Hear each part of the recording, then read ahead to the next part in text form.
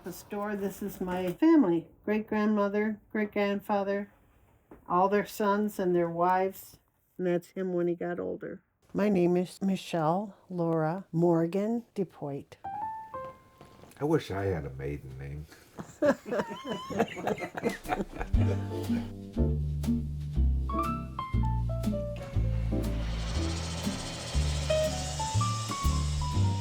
I grew up in a suburb of Detroit called Dearborn, Michigan, and we were on the west side of Dearborn. We had a lot of fun, a lot of kids in the neighborhood our age. We played football and foursquare and hockey and you name it in the street. I was probably my parents' dream child. No, my mom couldn't wait till I went to school. I can remember I hated school. I hated going to school. So I got this idea that I'd go hide in the neighbor's bushes. And my kindergarten teacher called my mom and says, where's your son? And they found me in the bushes. Still didn't like school, so I kept pounding myself in my stomach till I got sick. Then I tell my mom I was sick. God, I hated school.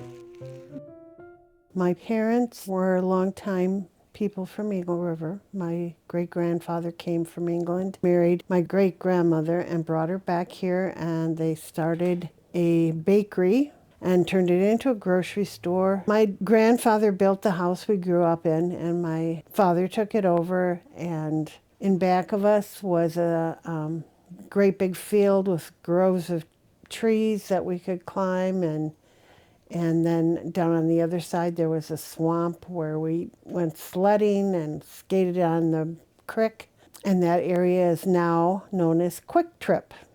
It was all torn down. All those houses were torn down, but it was a great place to grow up as a kid. My brothers and I just loved hockey. Played street hockey a lot. A lot of the neighbor kids would join in. Didn't have a lot of money, so we made all my own equipment. My catching glove was a baseball glove with the cuff from a regular glove sewed on it. My buffer glove was a regular glove with a piece of plywood and some carpet. And my pads we fashioned them out of a burlap sack and stitched like tubes in it and stuffed it with newspaper. So when if they got wet and then it got cold, there was like having blocks of ice on my legs.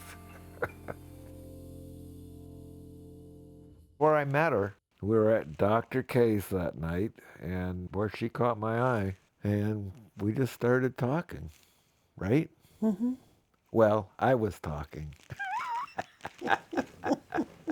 I was not a big socializer. I was very shy.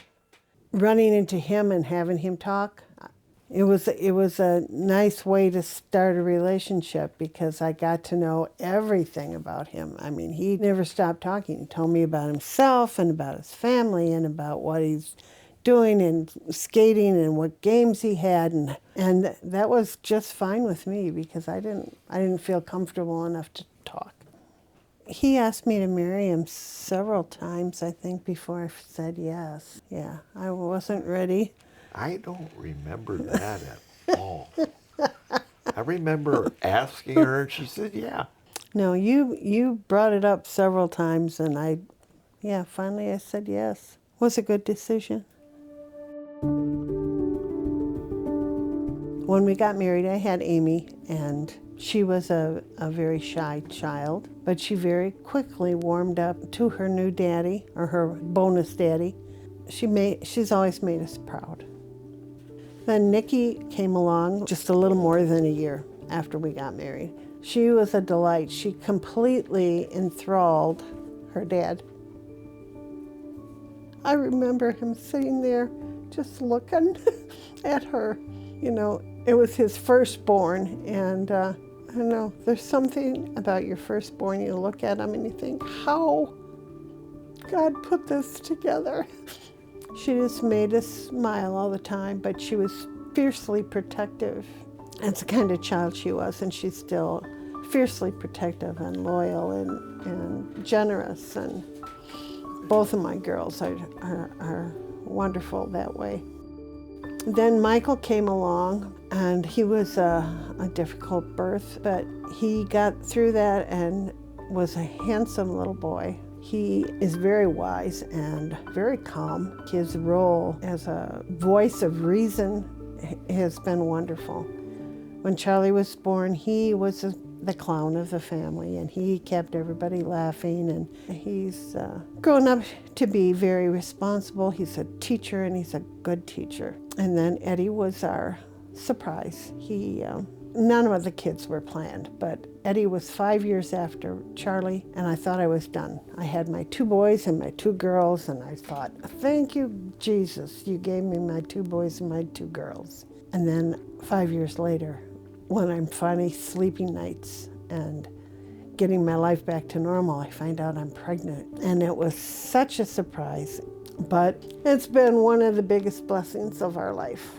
Eddie was our thinker. He would sit there and ponder things, and very thoughtful, thinking about things and planning things, and very smart and very kind. It's been an enormous blessing. It was shortly after Nikki was born. She was just a few months old, and a lady knocked on my door, and she came in and introduced herself. Her name was Barb Holtz. And then she just started talking about Jesus.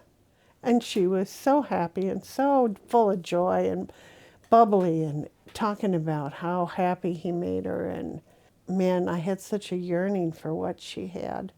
And so I ended up praying with her, and I got saved.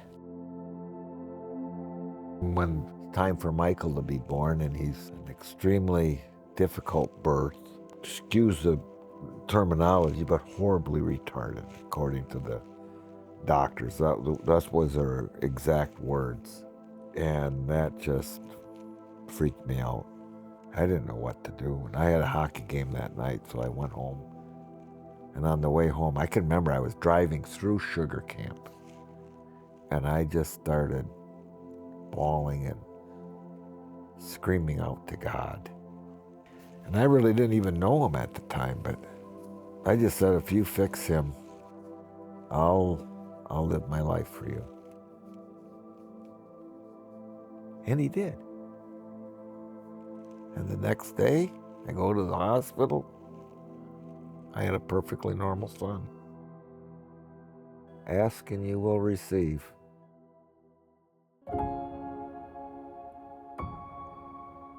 I guess I would want my children and my grandchildren to know how important it is to listen to the voice of God, because He will make your path straight. And if you follow that path, it will fulfill you. It may not be easy, it may not be perfect, but that's the only way to be happy in this world and to be successful. Success isn't money, it's knowing Jesus. Back when I was younger, my dad decided that he wanted to sell one of his cars, but he wanted to make money. He says, we're going to fix the car, but you're going to do it. Okay. That's just the way my dad was. Well, we're getting ready to move to Houghton, and the front porch was crumbling, and he says, when I get home from work tonight, I expect that to be fixed. There was a masonry crew a few blocks away working away, so I went over there and watched and asked them questions.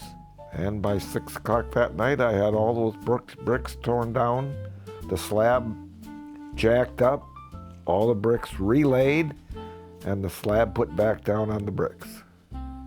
You put your mind to it, you can do anything. And that's exactly the way my dad taught me. And that's the way I've lived my life.